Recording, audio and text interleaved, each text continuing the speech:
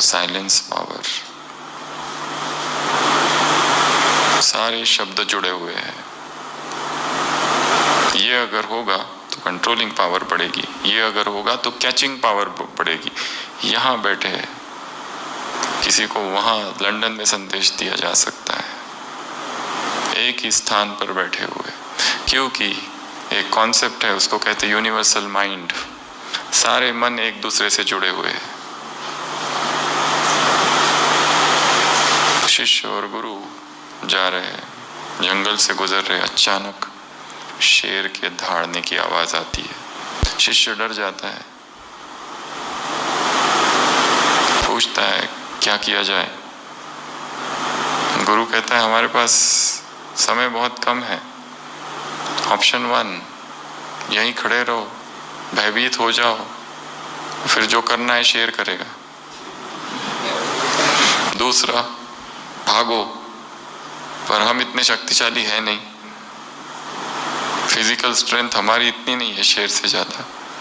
तीसरा, बैठ जाओ और भगवान से प्रार्थना करो, हे प्रभु मेरी रक्षा करो। और चौथा एक है।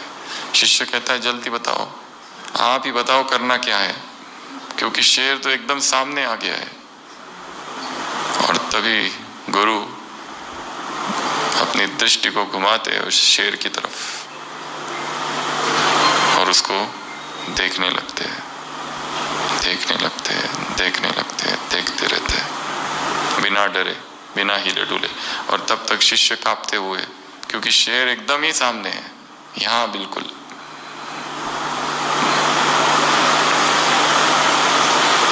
थोड़ी देर के बाद वो शेर नतमस्तक होके चला जाता है। शिष्य गुरु से पूछता है आपने किया क्या, वो कैसे चला गया। गुरु कहते हैं मैंने अपने मन को केवल एकाग्र कर दिया,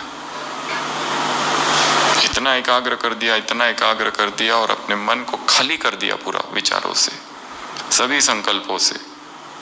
फिर मेरे संकल्प और उस शेर के संकल्प एक हो गए। इस सृष्टि के सारे संकल्प मुझ में समा गए, और मेरे अंदर जो भावनाएं थी, प्रेम की, सद्भाव की, अहिंसा की, वो सब उस शेर में ट्रांसफर हो गई।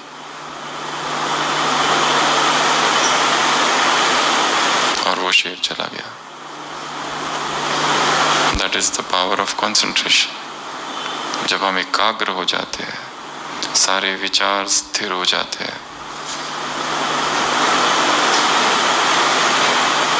हम अपने संकल्पों को ट्रांसफर कर सकते हैं। इसी मुरली में बाबा ने 2 और फायदे बताए हैं संकल्प शक्ति के।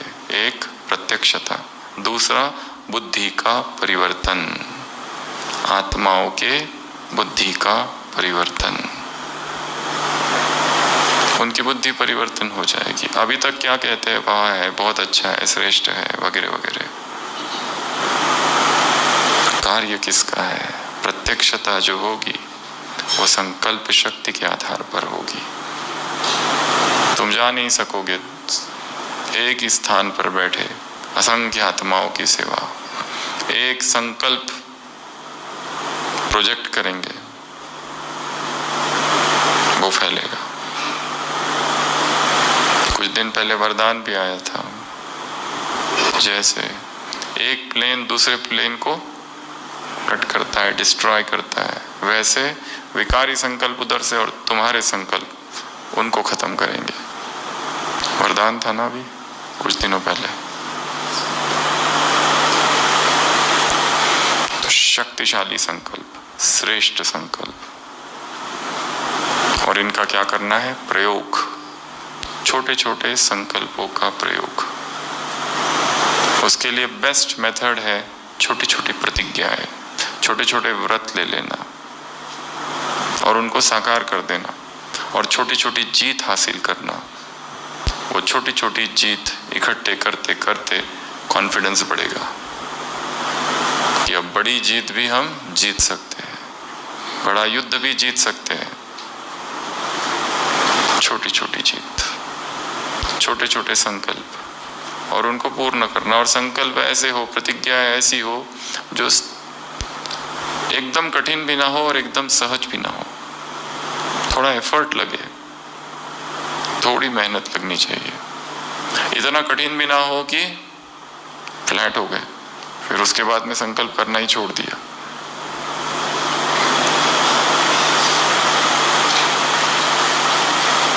तो पहली विधि, छोटे छोटे व्रत, छोटे छोटे संकल्प। वो भोजन से संबंधित हो सकते हैं, उठने से संबंधित हो सकते हैं, ज्ञान चिंतन से संबंधित हो सकते, पढ़ने से संबंधित हो सकते, कुछ सीखने से संबंधित हो सकते हैं, कोई नवीनता सेवा में। इस मुरली में और एक बहुत अच्छा वाक्य आया है, तुमने संकल्पों द्वारा जो याद प्यार भेजा, या रूरियान की वो बाप दादा तक पहुंची। क्या पहुंचा बाप दादा तक? तुमने की हुई रूरियान, किसके द्वारा? संकल्पों के द्वारा। और रूरियान और याद प्यार, मीडियम क्या है? थॉट, संकल्प। तो जो संकल्प हम रेस कर रहे हैं, उसकी फ्रीक्वेंसी, उसके वाइब्रेशंस, उसकी प्यूरिटी को बढ़ाना है।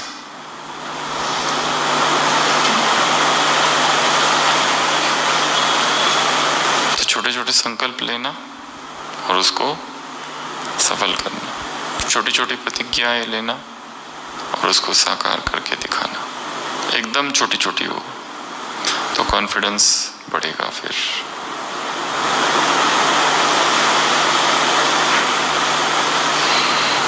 कब लेना? अमृत वेला। और उस संकल्प को फिर सारे दिन भर नरिश करना, उसका क्या करना? पोषण करना।